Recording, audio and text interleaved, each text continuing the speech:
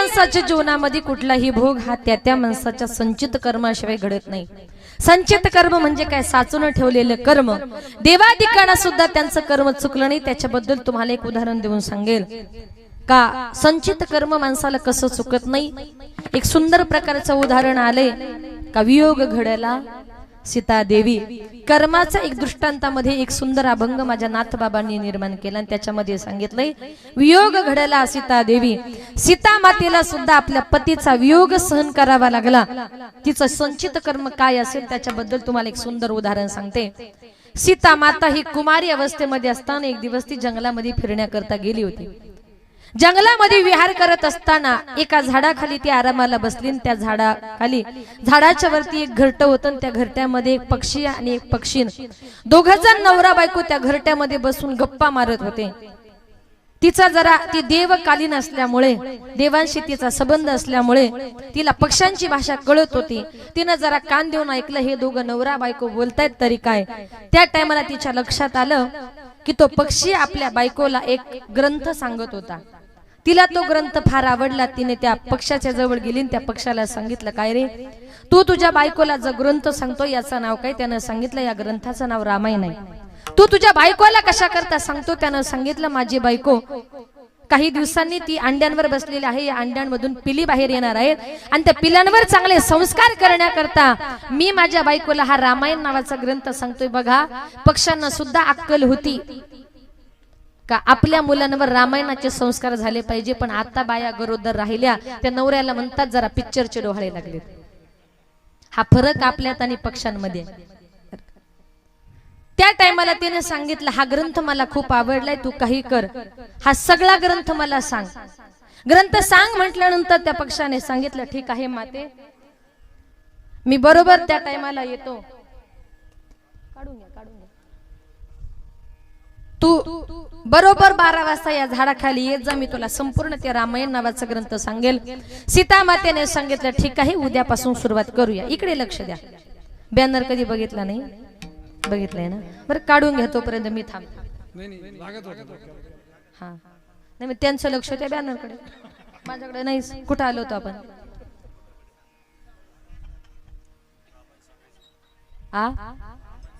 का जाऊ घरी?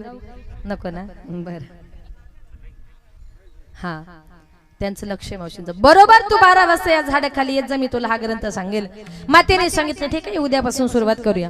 सीता माता निघाली 2 पावलं पुढे टाकले तेवढ्यात तिच्या लक्षात आलं की अरे ही पक्षाची जात आहे। आज या झाडावर उद्या त्या झाडावर परवा त्या गावाला याचा काय भरोसा आहे। म्हणून ती पळत गेली। तिने ते पक्षी आणि पक्षिणीला दोघांना आपल्या हातामध्ये घट्ट पकडलं आणि त्याला सांगितलं बाबांनो तू माझ्या राजवाड्यामध्ये चल। पक्षाने सांगितलं नाही बाबा सीता माता आमचं जीवन हे जंगलामध्ये विहार करण्याचे त्याच्यामुळे तुझा कितीही मोठा राजवाडा असला तर आम्हाला नको। तुझ्या करता मी सोन्याचा पिंजरा देते। माते सोन्याचा पिंजरा नको जंगलात झाडावर राहू पण सुखानं राहू। सीता माता ऐकत नाही।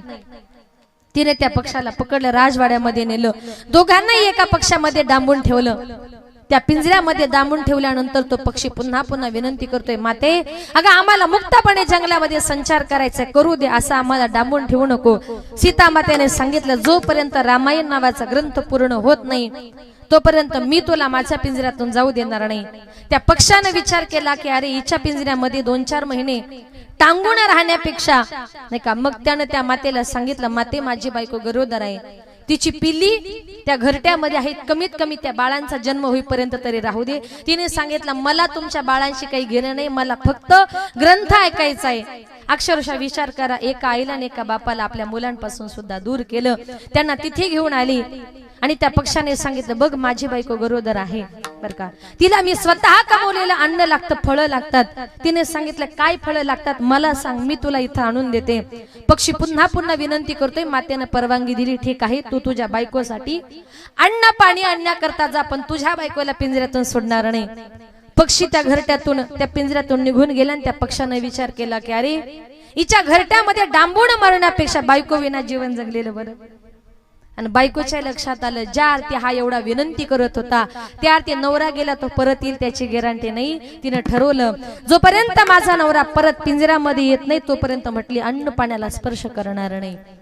संध्याकाळचा टाइम झाला, सीता माता विचारते, ती पक्षीने विचारते सीता मातेला, आला का माझा पती? नाही आला. आला का माझा पती? नाही आला. 2-4 वेळा विचारून झालं. रात्रीचे 12 वाजले. तिनं अन्न पाणी घेतलं नव्हतं, ती गरोदर होती आणि त्याच्यामुळे तिला चक्कर येऊ लागली. शास्त्र असं सांगतं, रामायण सुद्धा असं सांगतं, गरोदर स्त्रीला त्रास देणं हे सगळ्यात मोठं पाप आहे.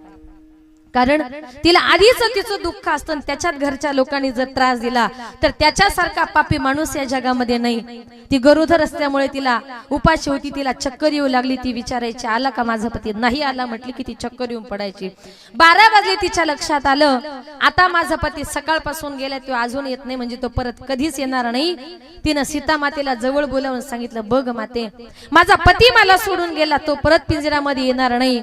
मला माझ्या पतीशिवाय जीवन जगायचं नाही आणि पती विना जीवन जगण्यापेक्षा तुझ्या पिंजऱ्यामध्ये मरण्यापेक्षा आता मी माझा प्राण त्याग करते. आता माते मी जगत नाही, पण माते जाताना तुला एक सांगेल का ज्याप्रमाणे तू माझ्या आणि माझ्या पतीमध्ये फूट पाडलीस, मला माझ्या पतीचा वियोग सहन करावा लागला, त्याप्रमाणे माते तुला देखील एक दिवस लग्न झाल्यानंतर तुझ्या पतीचा वियोग सहन करावा लागेल. एवढंच बोलली आणि त्या पक्षिणीनं आपला प्राण सोडला. पण खरंच एका पक्षिणीचा शाप सीता मातेला लागला आणि लग्न झाल्यानंतर काही दिवसातच त्यांना वनवासाला जावं लागलं. तिकडे रावणाने तिला पळून नेली काय आणि पतीचा वियोग सहन करावा लागला काय. आणि नंतर सुद्धा परत तिला प्रभू रामचंद्रांना आणली. एका धोब्यानं काय सांगितलं का रावणानं पळवलेली स्त्री प्रभू रामचंद्रांनी घरामध्ये ठेवली.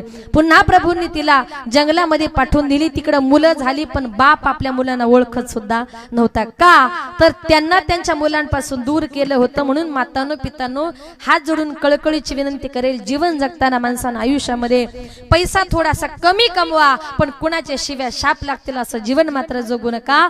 सीता मातेला एका पक्षिणीचा शाप लागला तर तिला सुद्धा पतीचा वियोग सहन करावा लागला. म्हणून जाताना एक विनंती आहे, काही काही लोक एक शो म्हणून घरामध्ये पोपट आणतात, चिमण्या आणतात, कोणी मासे आणतात, पण अशा माणसाचा प्रपंच कधी सुखाचा होत नाही. बघा, तुम्ही सांगाल कोटी रुपये जवळ आहे, घरामध्ये सुख नाही. घरामध्ये प्राणी पशु पक्षी जर डांबून ठेवले असतील ना, तर ते प्राणी पशु पक्षी तुम्हाला आम्हाला पावला पावला शाप देतात. अरे जसं तू आम्हाला एकमेकांपासून तोडलं, आम्हाला पिंजऱ्यामध्ये डांबून ठेवलं, तसं तुझ्याही वर एक दिवस अशी वेळ येईल. आणि म्हणून याला कारण का सीता मातेला आपल्या पतीचा वियोग सहन करावा लागला. याला कारण का तर भोगतो न घडे संचेता वाचोनी, तिचं मागच्या जन्मीचं काहीतरी कर्म शिल्लक.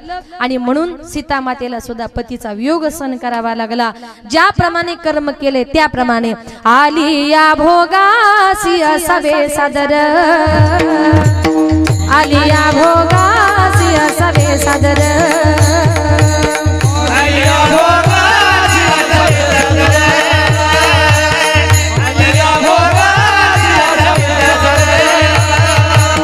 आलिया भोगासी असावे सादर, आलिया भोगासी असावे सादर, आलिया भोगासी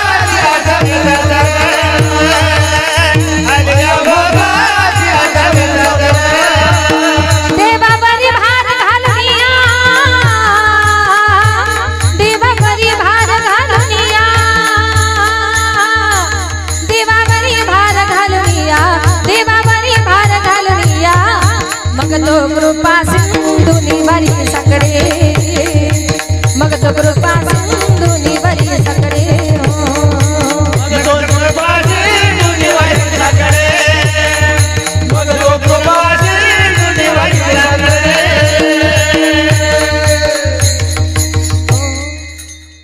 आलिया भोगासी असावे सादर, देवावरी भार घालोनिया.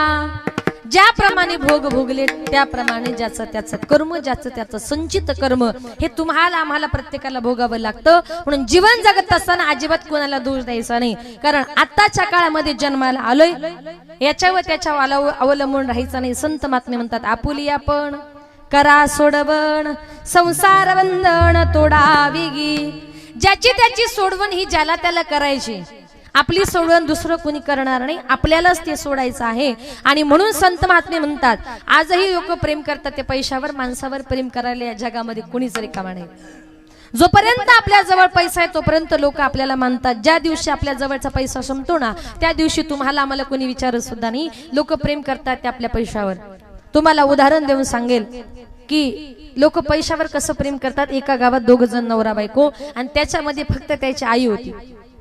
पण त्याची बायको एवढी आघाव. आत्ताच्या काळातल्या सुना अजिबात सासूला ऍडजस्टमेंट करून घ्यायला तयार नाही बरं का. हा अजिबात नाही. मला अशा सुनांची खूप चीड येते.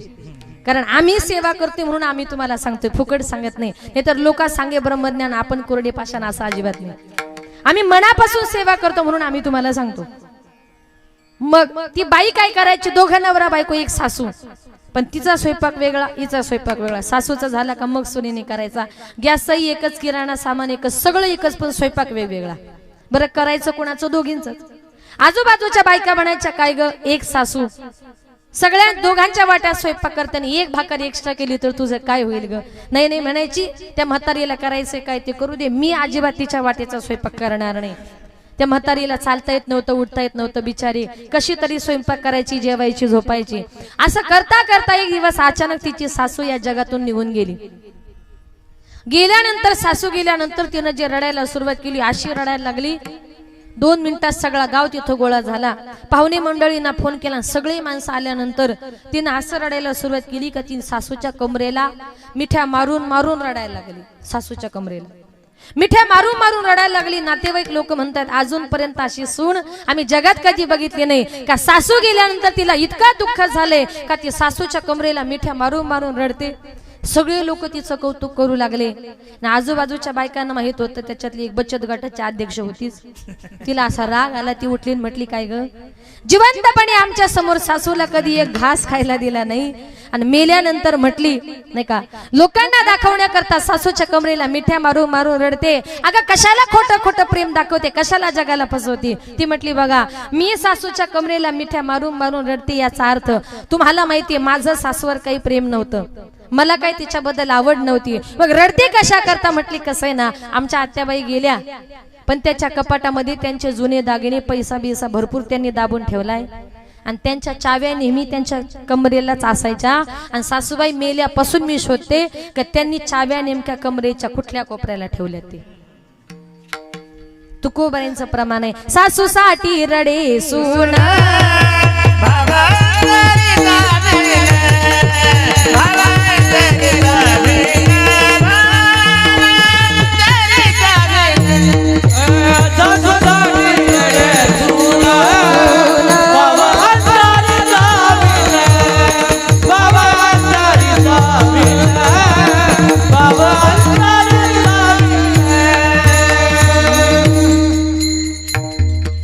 सासूसाठी रडे सून भावंतरीचा भिन्न.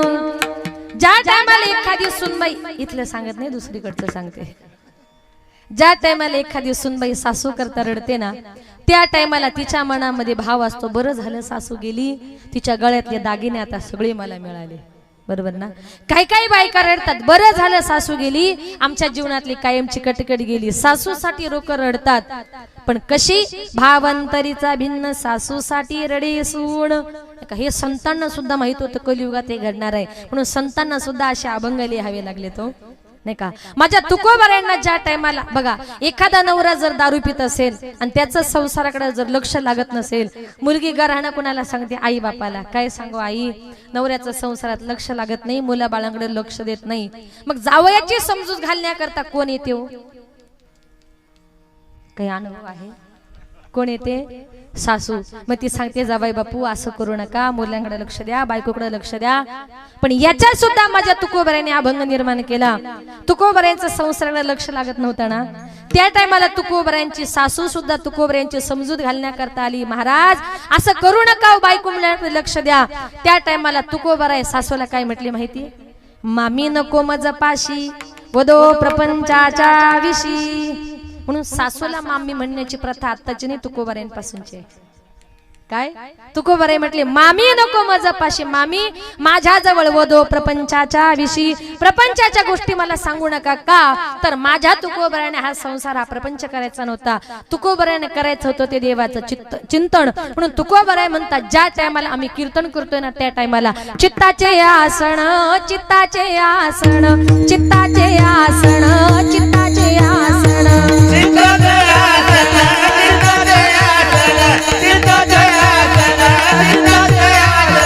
चित्ताचे आसन, चित्ताचे आसन, चित्ताचे आसन,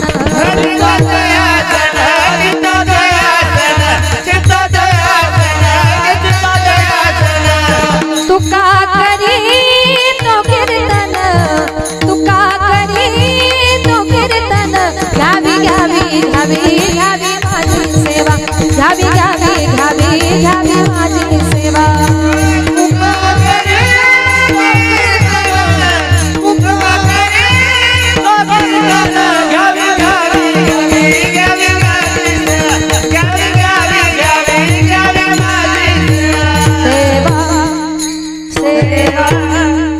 चित्ताचे सण तुका करीतो कीर्तन.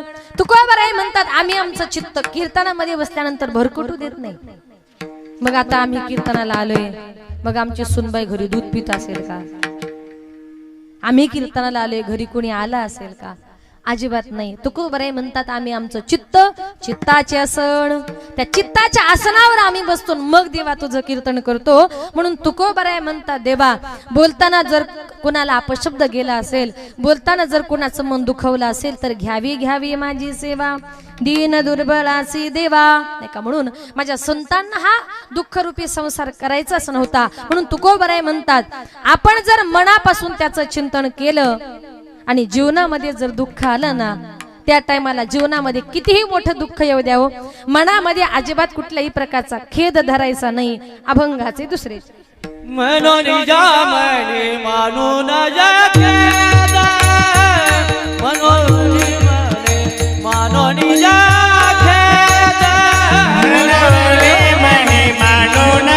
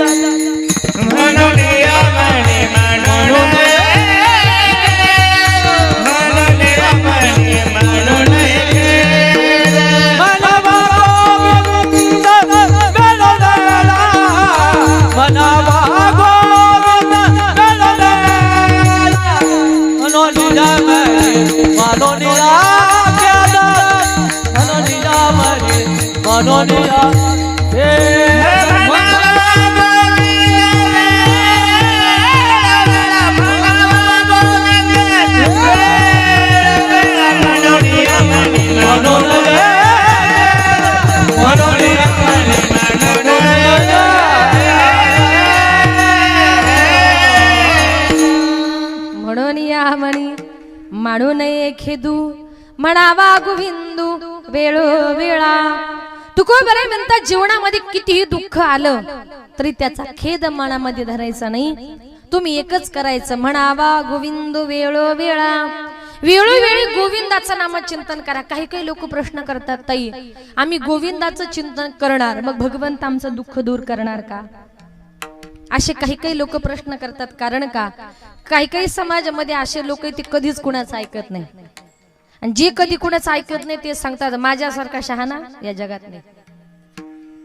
जीवन जगताना उलट असं म्हणा, मला जे येतं ते खूप कमी येतं, माझ्यापेक्षा कितीतरी हुशार माणसं या जगामध्ये आहे, असं जी माणसं म्हणतात ना, तीच माणसं जीवनामध्ये काहीतरी प्रगती करतात. पण जी माणसं म्हणतात ना माझ्या एवढं कुणाला येत नाही, ती माणसं कधी पण मागे राहतात. बरं का? एका गावात एक बाई ब्राह्मणाकडे गेली आणि ब्राह्मणाला सांगितलं, ब्राह्मण दादा मला जरा सत्यनारायणाची पूजा करायची, काय काय लागेल यादी तयार करून द्या. ब्राह्मणाने तिला सगळी यादी तयार करून दिली. जाताना सांगितलं, बाई सत्यनारायणाची पूजा करण्याकरता लक्ष्मी नारायणाचा जोडा असावा लागतो. तिने सांगितलं, माझे पती तर परदेशात राहतात. ब्राह्मणाने सांगितलं, बाई तुम्हाला पूजा करता येणार नाही, हवं तर नाही का एखादा दुसरी जोडी बसवा. ती म्हटली, असं कसं? ती जरा पुढची हुशार होती. पुढची हुशार कळताना ती म्हटली पूजा तर मलाच करायची बर का. मग ती म्हटली पुरुष लोक कसे, एखाद्या पूजेला जर बसले आणि तिथे जर त्यांची बायको हजर नसेल तर खिशामध्ये बायको म्हणून काय घेऊन बसता हो. चांगला अनुभव दिसतोय. सुपारी. मग पुरुष लोक जर बायको म्हणून सुपारी घेऊन बसतात तर आमच्या करता नवरा म्हणून काही ऑप्शन असेल ना. ब्राह्मण म्हटला बाई अजून तर असा ऑप्शन काही शास्त्रात नाही. ती म्हटली नाही नाही काहीतरी असेलच, हवा तर तुम्ही एखादा ग्रंथ शोधा. त्या ब्राह्मणाला असा राग आला. रागाच्या भरात ब्राह्मण उठला आणि ब्राह्मण म्हटला बाई पुरुष लोक जर एखाद्या पूजेला बायको म्हणून सुपारी घेऊन बसतात ना तर तुम्ही एखादा मोठा बटाटाच घेऊन बसा. जे लोक ऐकत नाही त्यांच्या करता हा उपाय, जीवन आनंदानं जगा, जीवन चांगलं जगा. म्हणून हे जीवन खूप आनंदाचं आहे. चांगलं जीवन माणसाने जगलं पाहिजे. आणि म्हणून एकच करायचं, किती जरी दुःख आलं म्हणावा गोविंद वेळोवेळा. वेळोवेळी गोविंदाचं चिंतन केलं तर तुम्ही सांगाल काय होईल. तुम्हाला पुराव्यासहित सांगते.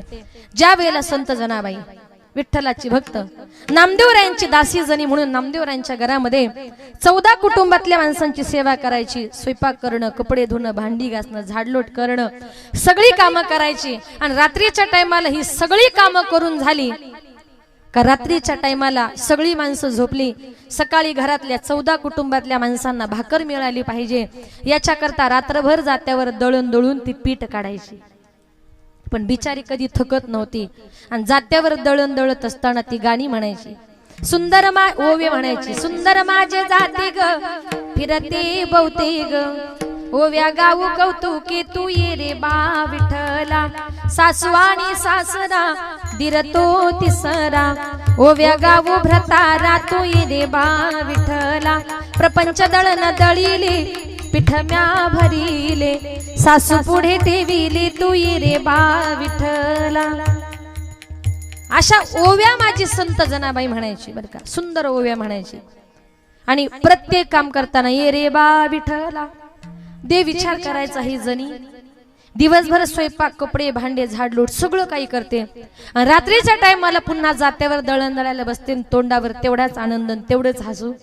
आताच्या बाया एक काम जरी एक्स्ट्रा करायला लागलं ना तांबे आपडतात, भांडे आपडतात, बटाटे सुद्धा आपडतात. आणि तुम्हाला खरं सांगते, जी ननंदबाई म्हणते ना, ननंदबाई घरी जर आली ना तर ती आपली भाऊजाई 2 दिवस ऍडजस्ट करते. 2 दिवस आपली सेवा करते. तिसऱ्या दिवशी घरातली भांडी आपोआप पडायला लागली का ननंदबाईंनी पळत सुटायचं. तिच्या बापाचं घर असून तिला थांबता येत नाही. का तर संसारातली माणसं ही जास्त दिवस ऍडजस्टमेंट करत नाही. ती माणसांना कंटाळतात. कामं करायला आज माणसं तयार होत नाही.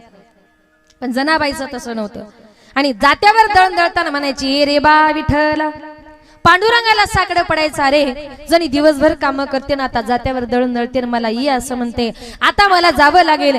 देवाला वाटायचं महाद्वाराचं दार बंद होतं कधी आणि मी जनाबाईकडे जातो कधी. महाद्वाराचं दार बंद झालं का देवानं घाईघाईने जावं आणि जनाबाईला जात्यावर दळण दळू लागावं. ओव्या म्हणाव्यात, गप्पा माराव्यात. एक दिवस दळण खूप होतं. गप्पा मारता मारता देवाला खूप घाम आला. म्हणून देवानं आपल्या गळ्यातले सगळे दागिने काढले, जनाबाईच्या मांडी खाली ठेवले. 2 जण जात्यावर दळण दळू लागले. गप्पा मारता मारता ओव्या म्हणता म्हणता पहाटेचे 4 वाजले, कळलं नाही.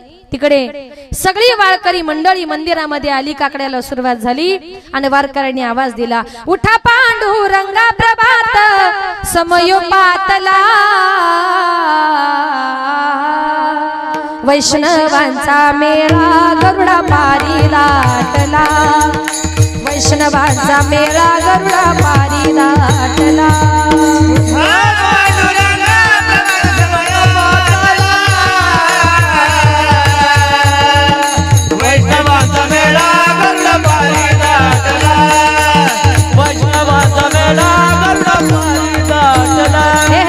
वाळवंटापासून महाद्वारापर्यंत, महाद्वारापर्यंत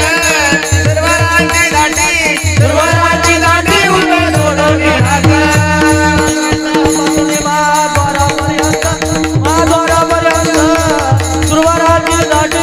सुरवराची मांडी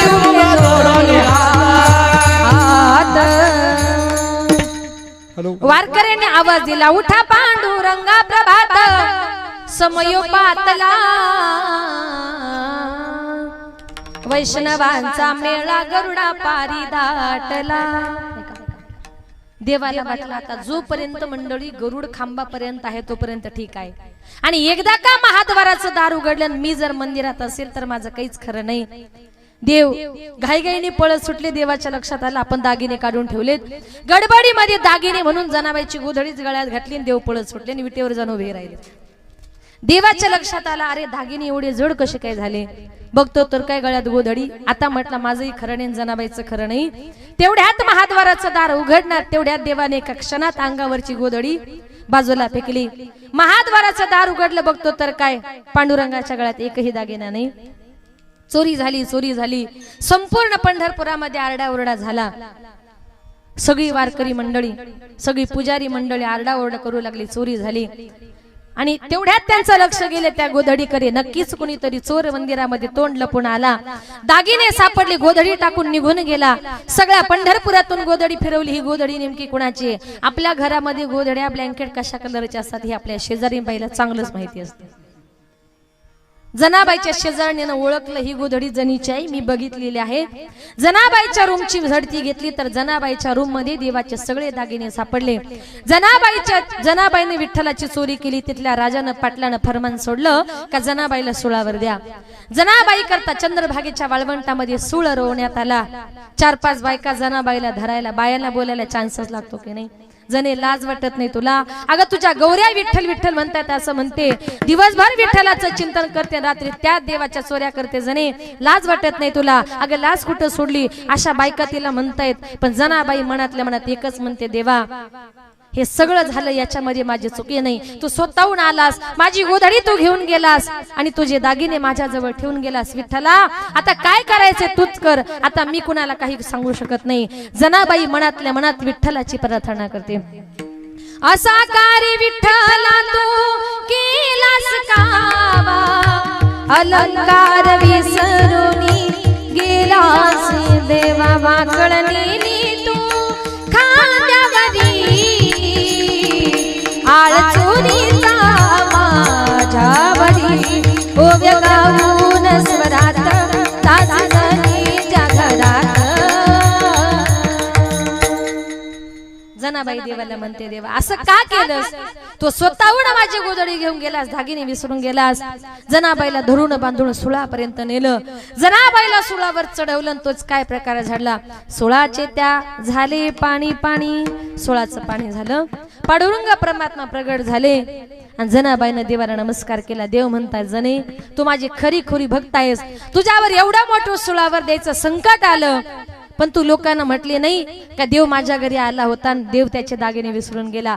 अजिबात तू असं काही सांगितलं नाही. मनामध्ये तू फक्त माझं चिंतन करत राहिल्यामुळे म्हणावा गोविंदू वेळोवेळा वेळोवेळी तू माझं गोविंदाचं चिंतन केल्यामुळे म्हणून या मनी मानू नये खेदू. जनाबाईच्या मनातलं दुःख माझ्या पांडुरंग परमात्म्यानं दूर केलं आणि देव दुःख दूर करतो पण कधी म्हणावा गोविंदू वेळोवेळा त्याचं वेळोवेळी नामचिंतन केलं तर. म्हणून तुकोबाराय म्हणतात जीवन जगताना अजिबात त्याच्यावर रुसायचं नाही. अभंगाचे 3रे चरण. आणि करू सावे न लगे बहु आणि करू सावे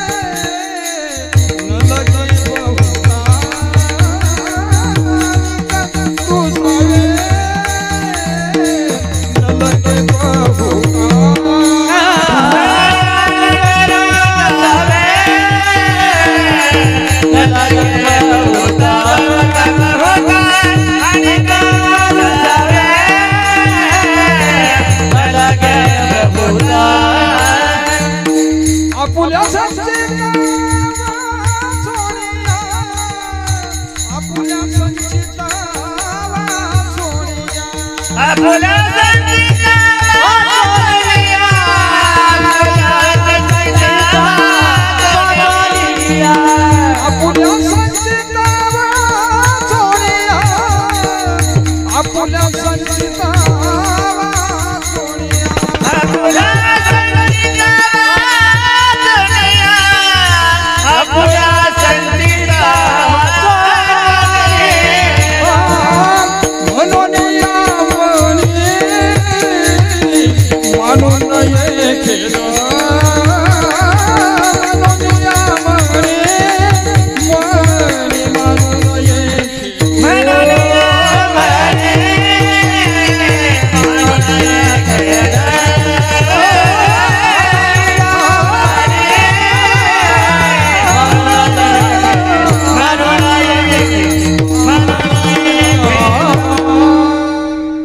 का रुसावे न लगे बहुता आपुल्या संचिता वाचुनिया.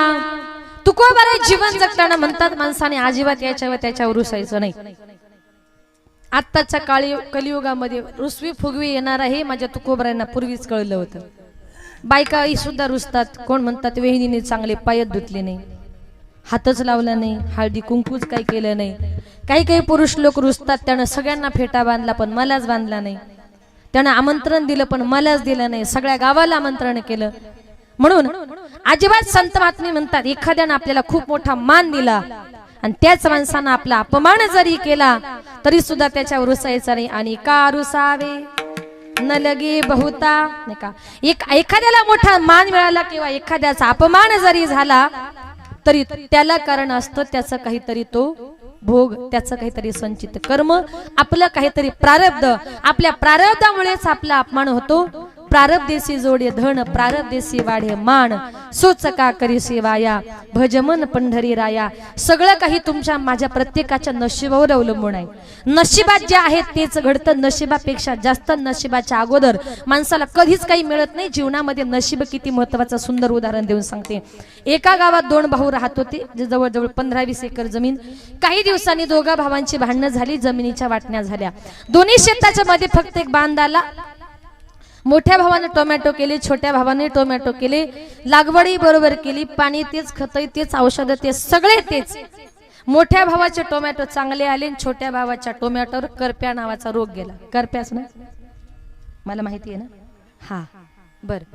तो रोग गेला. त्याने विचार केला शेतही तेच, जमिनी तीच, खत, औषध, पाणी सगळं काही तेच, आणि मग त्याचे टोमॅटो चांगले, माझ्या टोमॅटो रोग कसा काय गेला. त्याने विचार केला शेती करण्यात आपलं नशीब काही चांगलं नाही. म्हटलं आजपासून अजिबात शेती करायची नाही. म्हटला उद्यापासून फक्त दुसरा काहीतरी धंदा करायचा. शेती करायची सोडून दिली. नवीन धंदा शोधण्याकरता बाजारात गेला. बाजार जवळ कुठला आहे? कोपरगावचा. कोपरगावच्या बाजारात गेला आणि त्याने विचार केला. बाजार फिरत राहिला आणि फिरता फिरता त्याला तिथे एक माशेवाला दिसला. बरं, त्या मासे विकणाऱ्याकडे असा तो मोठा लांब मासा, काय म्हणतात त्याला माहितीये? असा तो मोठा लांब, हा काय म्हटले? हा काहीतरी म्हटले ना तुम्ही. नाही, आपण सगळे वारकरी आहोत असं गृहीत धरूया. त्याने विचारलं काय रे बाबा, एवढा मोठा मासा किती रुपयाला विकला? त्याने सांगितलं एक मासा 50 रुपयाला. याने विचार केला एक मासा जर 50 रुपयाला, असे दिवसभरात जर 10 मासे विकले तर माणसाला 500 रुपये मिळतात. याच्यासारखा चांगला धंदा नाही. म्हटलं आजपासून शेती बेती करायची सगळी सोडायची आणि याच्या बरोबर जाऊन म्हटला मासे पकडून न विकायचा धंदा करायचा. म्हणून त्याच्या बरोबर मासे पकडण्याकरता गेला. ज्याच्या बरोबर गेला तिकडे गंमत अशी झाली, ज्याच्या बरोबर गेला त्याला मोठे मोठे मासे भेटायचे आणि याला मात्र बारीक बोटा एवढे मासे भेटायचे. याने विचार केला, म्हटला क्या करू यार, खेत में जाने तो लांगा लुंगा और नदी में जाने तो झांगा झुंगा. म्हटलं काय करावं, शेती करण्यात नशीब चांगलं नाही, बरं मासे पकडण्यात नाही. म्हटलं आता दोन्ही धंदे करायचे सोडायचे आणि तिसराच नवीन धंदा शोधायचा.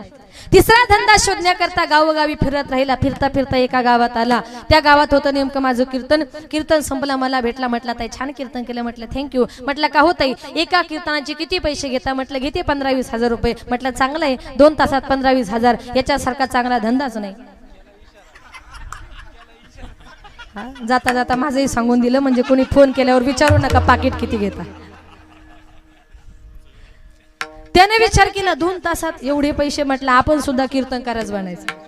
लगेच गेला एका गावात झाडाखाली जाऊन बसला. हा हातामध्ये माळ घेतली आणि देवाचं ध्यान करत कीर्तनकार बनण्याकरता एका गावात ध्यान करत बसला. रात्रीच्या टायमाला त्या गावात चोरी झाली. चोरांनी एका बंगल्यामध्ये चोरी केली. घरातल्या लोकांना माहिती पडलं म्हणून घरातली माणसं त्या चोरांच्या पाठीमागे पळू लागली. पळता पळता त्यांना रस्त्यात हा ध्यान करणारा दिसला, माळ जपताना दिसला. म्हणून त्यांनी आपल्या जवळचे पैसे सोनं सगळं त्या महाराजाच्या जवळ टाकले आणि ते पुढे पळत सुटले. गावकरी मंडळी आली, बघतो तर काय आपले पैसे त्या महाराजांच्या जवळ. म्हटले महाराज नाही की माळा जपता का चोऱ्या करता? म्हटली नाही हो, तुमचा काहीतरी गैरसमज झाला, मी देवाचं ध्यान करतोय, तुमच्या सोन्याचा माझा संबंध नाही. म्हटले महाराज तुमच्या जवळ सगळं असून सुद्धा खोटं बोलता. म्हणून त्या गावकऱ्यांना असा राग आला. काही चुकी नसताना रागाच्या भरात गावकऱ्यांनी धरला. त्याला इतका मारला, इतका मारला, इतका मारला आणि ज्या झाडाखाली जपाला बसला ना धरला आणि त्याच झाडाला उलटा टांगला. म्हटला क्या करू यार, खेत में जाने तो लांगा लुंगा, नदी में जाने तो झांगा झुंगा, और साधू बन गया तो उलटा टांगा. थोडक्यात काय, काही काही लोक म्हणतात या धंद्यात यश नाही, दुसरा धंदा करू, दुसऱ्या धंद्यात यश नाही, तिसरा धंदा करू. पण धंदे बदलून नशीब बदलता येत नाही. तुम्हाला तुमचं नशीब जर बदलायचं असेल तर कान देऊ नाही का, एकाच गोष्ट करा, भजमन पंढरी राया. तुम्ही पंढरपूरच्या पांडुरंगाला शरण जा. तुमचं नशीब बदलण्याची ताकद ही माझ्या पांडुरंग परमात्म्याच्या हातामध्ये आहे. ज्याला ज्याला आपलं नशीब बदलायचे त्याने एकदा फक्त हातानं टाळी आणि मुखानं परमेश्वराचं नामचिंतन, विठोबा रखुमाई, विठोबा रखुमाई, विठोबा रखुमाई, विठोबा विठोबा रखुमाई,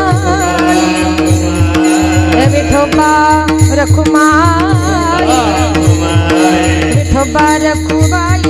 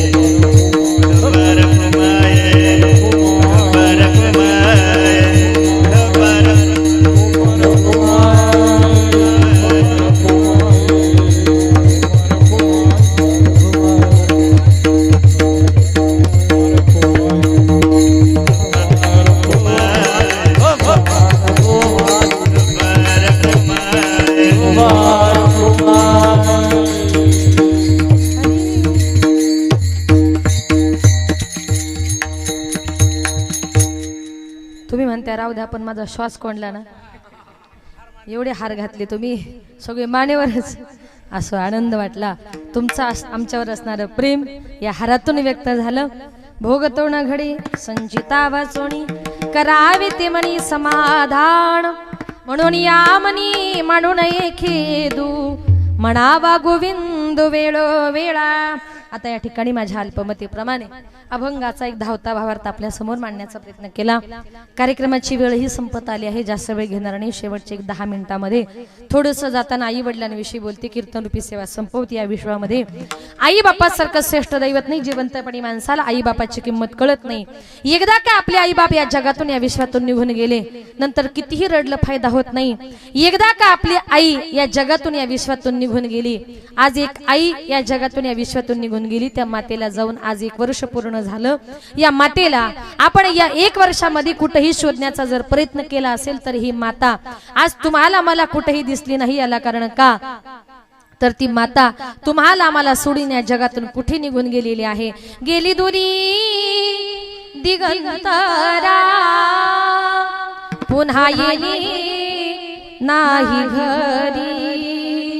विजला हो नंदादीप कशी जाऊ मी मंदिरी लाडकी माझी आई वाट पहा ती कैवारी भोळी रखुमाई गेली झाली उदास पंढरी श्रद्धांजली देता थरथरे माझी काया राहू दे रे माझी आई मोक्षपदी देवराया।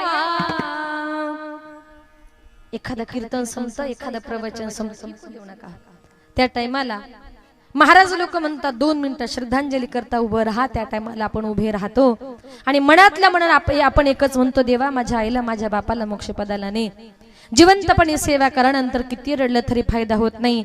एकदा का आपली आई या जगातून या विश्वातून आपल्याला सोडून गेली ना तर दुसऱ्याच्या आईला प्रेमानं कितीही जरी आई म्हटलत ना सोडून या गेली आई मायली कराना सोडून या गेली आई मायली कराना आई आई आई आई म्हणू मी कुणाला आई आई आई हाका मारू मी कुणाला। आई आमच्यासाठी कष्ट केले फार आई आमच्यासाठी वाजू नका कष्ट केले फार सोडून या गेली आई सारा परिवार सोडून या गेली आई सारा परिवार। लेकी सुना रडत बसती काना कोपऱ्याला लेकी सुना रडत बसती काना कोपऱ्याला आठवण येते आई त्याच घडीला आठवण येते आई त्याच घडीला सोडून या गेली आई मायली कराना आई आई आई आई म्हणू मी कुणाला आई आई आई हाका मारू मी कुणाला। म्हणजे एकदा का आपली आई या जगातून या विश्वातून निघून गेली ना आई नावाचं पात्र हे जगामध्ये खूप निस्वार्थी असतं।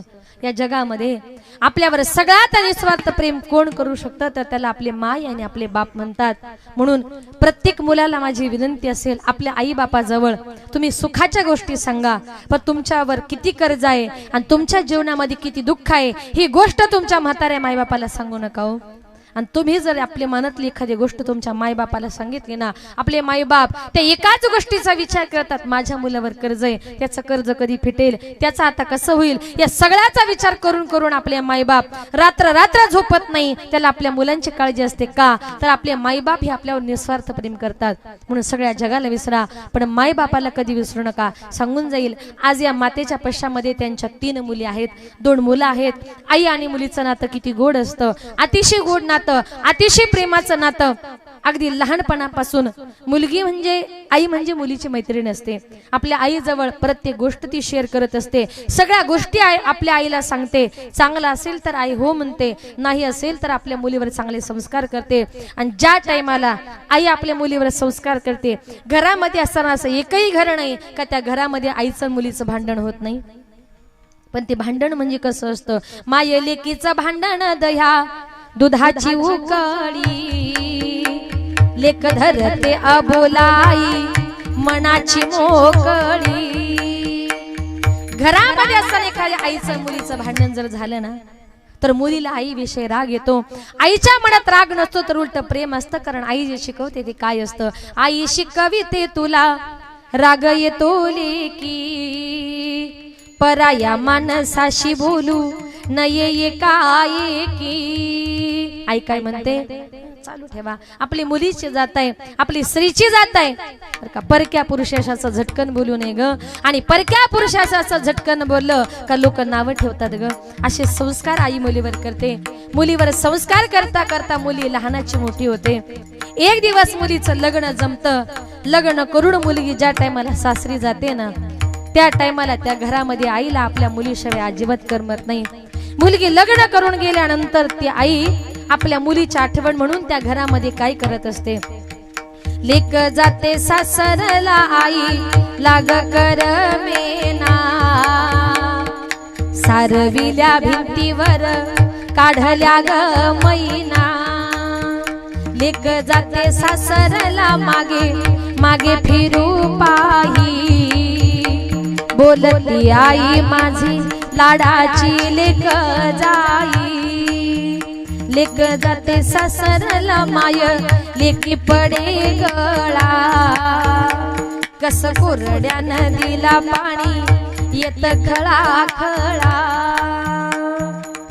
ज्या टायमाला मुलगी लग्न करून निघते त्या टायमाला आईला तू रड असं सांगावं लागत नाही हो. मुलगी जायची चाहूल लागली का त्या टायमाला बर का आईच्या डोळ्यातून खळकण असं पाणी येतं. आणि खरंच आज इथल्या प्रत्येक मुलीला सांगून जाईल, जोपर्यंत आपल्या माहेरामध्ये आपले मायबाप जिवंत आहे ना तोपर्यंतच आपल्याला मुलीला माहेर असतं. ज्या दिवशी माहेरातून तिचे मायबाप निघून जातात ना त्या टायमाला तिचा माहेर सुद्धा परक होतं. जोपर्यंत आपले मायबाप माहेरामध्ये जिवंत आहे ना तोपर्यंत माय त्या मुलीची पिशवी कधीच रिकामी पाठवत नाही हो, कधीच नाही. मुलगी श्रीमंत असते, कोटीचा बंगला तिच्याकडे असतो, पण आई सांगते बाई आपल्या खेड्यावरच्या थोडेसे वांगे तरी ने गावठी आहेत ग, तिच्या गावात वांगी मिळत नाही, मिळतात नाही का, थोड्याशा शेवग्याच्या शेंगा तरी ने ग, थोडीशी कांद्याची पात तरी ने ग. करोडपती मुलगी असते पण आई आपल्या मुलीची पिशवी कधी रिकामी जाऊ देत नाही. याला म्हणतात आईचं अंतःकरण. इतका आई जर आपल्या मुलावर प्रेम करते तर आपण हे सगळं प्रेम का विसरतो. मुलगी लग्न करून सासरी गेल्यानंतर त्या घरामध्ये आईला आपल्या मुलीशिवाय करमत नाही. मग ती आई घरामध्ये रडते आणि आजूबाजूच्या लोकांना म्हणते मला माझ्या मुलीची फार आठवण येते, माझ्यासाठी एकच करा, माझ्या मुलीसाठी माझा जीव व्याकुळ होतोय, माझ्या मुलीला मला परत एकदा भेटवायला आणा. ती आई रडते आणि काय म्हणते, माझ्या जीवाच्या लेकीला आज सांगवा पाठवा, माझ्या व्याकुळ जीवाला माझी मालन भेटवा. नाव लेकीच ग घेता जात फिरे गरा गरा, माझी डोळ पुसणारी लेक गुंतली संसारा. रोज येते सपनात काही बोलत ती नाही, भर चैताच्या उन्हात माझी सुकली गजाई. करू लेकीच नशीब झालं कपाळ उघड, घर धण्याच्या वाचून कोणी घेईना लुगड. कधी कधी अवस्था अशी होते मायबाप लाखो रुपयाचा खर्च करतात, मुलीचं लग्न करून देतात, पण ती सासरची माणसं मुलीचा छळ करतात. मुलगी मनामध्ये विचार करते माझ्या बापाने कर्ज काढून माझं लग्न केलंय आणि माझ्या बापाला माहिती पडलं का माझे सासू-सासरे मला फार त्रास देतात, माझे मायबाप कोलमडून पडतील. ती मुलगी आपल्या मनातलं दुःख घरी कधी सांगत नाही. म्हणून एवढी सुंदर मुलगी, गुलाबाच्या प्रमाणे टवटवीत मुलगी, पण सासूरवास सहन करून करून भर चैताच्या उन्हात माझी सुकली गजाई. आणि कधी कधी असं होतं मुलीचं लग्न झाल्यानंतर 4-2 वर्षातच तिचा पती आपला जावई या जगातून निघून जातो. त्या टायमाला आई रडते, करू लेकीचं नशीब झालं कपाळ उघड, घर धण्याच्या वाचून कोणी घेईना लुगड. तिला हक्कानं साडी घेणार, लुगडं घेणार या जगामध्ये कोणी राहिलं नाही. इतके माईबाप आपल्या मुलांवर प्रेम करतात. म्हणून सगळ्यांना विनंती आहे, सगळ्याला विसरा, माय बापाला कधी विसरू नका. आज एक आई या जगातून या विश्वातून निघून गेली, पण या आईनं आपल्या मुलांवर चांगल्या प्रकारचे संस्कार केले, सुंदर कुटुंब उभं केलं, कष्टातून या मातेने जीवन जगलं. आणि अशी माता या आईच्या मूर्तीसारखी मूर्त परत या जगामध्ये भगवंताने कधीच घडवली नाही. आई तुझ्या मूर्ती वाणी या जगात मूर्ती नाही, आई तुझ्या मूर्ती वाणी या जगात मूर्ती नाही. अनमोल जन्म दिला गाय तुझे उपकार फिटणार नाही, अनमोल जन्म दिला गाय तुझे उपकार फिटणार नाही. बालपणी मी खेळत खेळत दिसत होतो ताण्हा, अमृताहुनी गोड पाजला तू पाण्हा. तुझ्या या उपकाराची कधी जाणीव झाली नाही, अनमोल जन्म दिला गाय तुझे उपकार फिटणार नाही, अनमोल जन्म दिला गाय तुझे उपकार फिटणार नाही. शाळेतून घरी ताणा कधी उशीर मजला होई गल्लोगल्ली पाहत फिरशी मला तू ग आई शाळेतून घरी ताणा कधी उशीर मजला होई गल्लोगल्ली पाहत फिरशी मला तू ग आई तुझ्या या प्रेमाची कधी जाणीव झाली नाही अनमोल जन्म दिला गाय तुझे उपकार फिटणार नाही अनमोल जन्म दिला गाय तुझे उपकार फिटणार नाही आई तुझ्या मूर्तीवाणी ओ आई तुझ्या मूर्तीवाणी या जगात मूर्ती नाही अनमोल जन्म दिला गाय तुझे उपकार फिटणार नाही अनमोल जन्म दिला गाय तुझे उपकार फिटणार नाही अशा प्रकारे माय बापाचे उपकार आपल्याच्यानं कधी फिटणार नाही आज या ठिकाणी कैलासवासी गंगा भागीरथी लक्ष्मीबाई त्र्यंबक लोंढे या आईंना आपल्यातून जाऊन आज या ठिकाणी 1 वर्ष पूर्ण झालं त्यांचं नावच लक्ष्मीबाई आहे आणि आई खरंच एक लक्ष्मीच होत्या आज त्या आपल्यातून निघून गेल्यात त्यांच्या पश्चामध्ये त्यांची 2 मुलं आमचे आदरणीय श्री नानासाहेब भाऊ लोंढे राजेंद्र भाऊ लोंढे त्यांच्या 3 मुले आहेत सौभाग्यवती संजीवनीताई नामदेव खुळे मीराबाई कैलास शेळके आणि सौ हिराबाई सुनील वागचौरे असा हा सगळा त्यांचा परिवार 2 मुलं 3 मुली त्यांचे नातू असतील नाती असतील त्यांचे पुतणे असतील आईंचे भाऊ बहिणी नाही का असा सगळा हा परिवार माणूस एक असतो पण नाती अनेक असतात नाव थोड्याच माणसांची असतात पण इथं आलेला प्रत्येक माणूस हा आईचा काही ना काहीतरी नातेवाईक आहे काहीतरी नातं तुमचं माझं प्रत्येकाचं आहे म्हणून आपण सर्वजण या ठिकाणी आलात आणि आपल्या सर्वांना पोरक करून या लोंढे परिवाराला पोरक करून आज आई या जगातून या विश्वातून निघून गेली खूप कष्टाचं मुलाचं जीवन या मातेनं जगलं चांगले खायचे प्यायचे दिवस आले भगवंत त्यांना घेऊन गेला आणि खरंच त्यांचं कुटुंब हे वारकरी संप्रदायामध्ये आहे प्रत्येक एकादशीला त्यांच्या घरी भजन होतं बाबांचं नंतर आहे ना झालं का आणि खरंच एक सांगून जाईल का मी मगाशीच म्हटले तुझ्या विना वैकुंठाचा कारभार चालना 1 महिन्याच्या फरकामध्ये 2 जण नवरा बायको निघून गेले याला म्हणतात पतिव्रता पती गेल्याचं दुःख त्या मातेला सहन झालं नाही आणि म्हणून तिने विचार केला पती विना जीवन जगायचं नाही म्हणून त्या मातेने आपला 1 महिन्यामध्ये आपला देह या ठिकाणी ठेवला आणि त्यांचे माईबाप हे दोघही आपल्या या मुलांना पूरक करून या जगातून या विश्वातून निघून गेले आईबाप जाण्याचं दुःख काय असतं माईबाप गेल्यानंतर ते आपल्याला दुःख कळतं आणि ज्याचे गेलेत त्यालाच विचारा का आईबाप म्हणजे काय दैवत आहे आज या संपूर्ण परिवाराला पोरक करून एक आज आई या जगातून या विश्वातून निघून गेली आणि खरंच की या आईला भगवंत एक चांगल्या ठिकाणी स्थान देव ईश्वर त्यांच्या आत्म्याला चिरशांती देव अशा माझ्या वतीनं माझ्या संपूर्ण महाराष्ट्र वारकरी संप्रदायाच्या वतीनं आईंना भावपूर्ण आदरांजली श्रद्धांजली अर्पण करते आजची कीर्तनरूपी सेवा या संपूर्ण परिवाराच्या वतीने आपल्या गावातील आमचे आदरणीय मृदुंगाचार्य मला काय नाव त्यांचं माहित नाही सॉरी हा तुमच्या गावचे नाही मृदुंगाचार्य आहेत इथलेच आहेत राजू भाऊ त्यांनी मला सुंदर माहिती दिली आणि या परिवाराच्या माध्यमातून या ठिकाणी आले या कार्यक्रमाकरता ज्यांनी सुंदर गोड अशी मृदुंगाची सेवा दिली खरंच आज त्यांचा मृदुंग ऐकावासा वाटतोय मृदुंगातून असं नुसतं दणदण वाजवत नाही ते अगदी गोड वाजवतात प्रत्येक बोल स्पष्ट समजतोय इतकी गोड सेवा दिली महाराज आमचे आदरणीय हरिभक्तपरायण किरण महाराज गोसावी यांचे मनपूर्वक आभार एवढ्या लांबून तुम्ही या कार्यक्रमाकरता आलात सुंदर सेवा दिली आणि त्यांची आमची जवळजवळ 7-8 वर्षापासूनची ओळख आहे अंबरनाथला एक सप्ताह असतो त्या सप्त्यामध्ये ते दरवर्षीच असतात आजही परत एकदा इथे भेट झाली महाराजांच्या आभार ज्यांनी सुंदर असं गायनाचं काम केलं आणि ते महाराष्ट्राची गान कोकिळा महाराष्ट्रातील नामवंत कीर्तनकार आदरणीय ढोक महाराज यांच्या बरोबर ते असतातच आणि आमच्या आदरणीय हरिभक्तपरायण निळोबा महाराज सूर्यवंशी आज महाराष्ट्रात इतकं मोठं नाव आहे पण कुठल्याही प्रकारचा गर्व नाही अभिमान नाही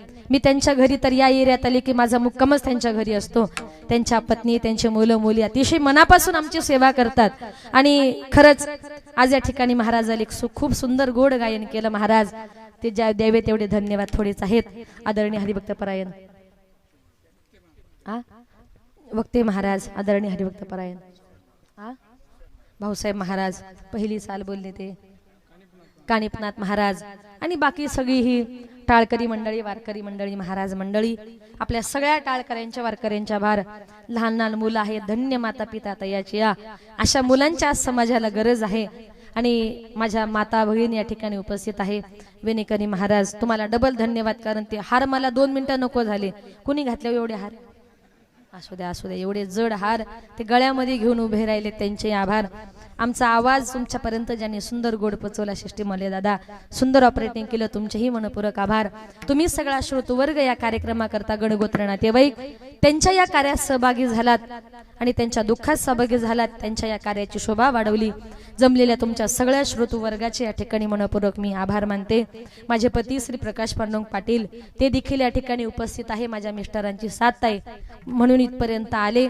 आणि माझ्या मिस्टरा इथं काही आले नाही, बघू नका, ते गाडीतच असतील, कारण पहाटे 4लाच उठून जरा लवकर निघालो. पण कसारा घाटात एक ऍक्सिडेंट झाल्यामुळे 1 तास घाट पार करायला लागला आणि झगडी फाट्यावर आलो आणि झटकन शिर्डीलाच निघून गेलो, कारण मी झोपले होते, लक्षात आलं नाही. त्याच्यामुळे यायला थोडासा परत फिरून यावं लागलं, यायला थोडासा उशीर झाला, त्याच्याबद्दल दिलगिरी व्यक्त करते. आणि माझ्या मिस्टरांची साथ आहे. तुम्हाला सांगून जाईल, मी माझ्या वयाच्या शाळेत 4थीला होते. इयत्ता 4थीमध्ये असताना, म्हणजे अवघी 10 वर्षाचे असताना मी कीर्तन करायला सुरुवात केली. आज मला 20 वर्ष झाली मी कीर्तन करते. पण ही सगळी माझ्या वडिलांची पुण्य. आज मी एकटीच नाही, तर आम्ही तिघी बहिणी कीर्तनकार आहोत, महाराजांना माहिती आहे. अनिता, वनिता, सुनीता 3च बहिणी आहेत, आम्हाला भाऊ सुद्धा नाही. आणि मी मगाशीच म्हटलं 15 वर्षापूर्वी आमचे वडील वारलेत. वडील जाण्याचं दुःख काय असते हे आम्ही सुद्धा प्रत्यक्ष अनुभवलंय. पण वडिलांची इच्छा होती का माझ्या मुली ह्या महाराष्ट्रातल्या नामवंत कीर्तनकार झाल्या पाहिजे, म्हणून वडिलांची इच्छा पूर्ण करण्याकरता आज आम्ही तिघीही बहिणी महाराष्ट्रभर कीर्तन करतोय. आणि लग्न झाल्यानंतर सुद्धा माझ्या परिवारानं, माझ्या मिस्टरांची मला साथ आहे, म्हणून आज इथपर्यंत मी येऊ शकले. त्यांची साथ ही महत्वाची आहे. पण सगळ्यात महत्वाचं म्हणजे वारकरी संप्रदायातील मंडळी आणि तुम्ही सगळा श्रोतवर्ग, आम्हाला वर उचलायचं की खाली ठेवायचं हे सगळं तुमच्या हातामध्ये असतं. म्हणून गरज आहे ती फक्त तुमच्या आशीर्वादाची, काही नको, बस तेवढे आशीर्वाद तुमच्या पाठीशी राहू द्या. आणि बोलताना जर काही चुकलं असेल तर क्षमा असावी. झालेली सेवा विठ्ठल रुक्मिणीच्या चरणी समर्पित करून सेवेला या ठिकाणी पूर्णविराम देते. 2 मिनिटात शेवटची चाल म्हणायची नाही म्हणायची. ज्ञानेश्वर माऊली ज्ञानराज माऊली तुकाराम, ज्ञानेश्वर माऊली ज्ञानराज माऊली तुकाराम,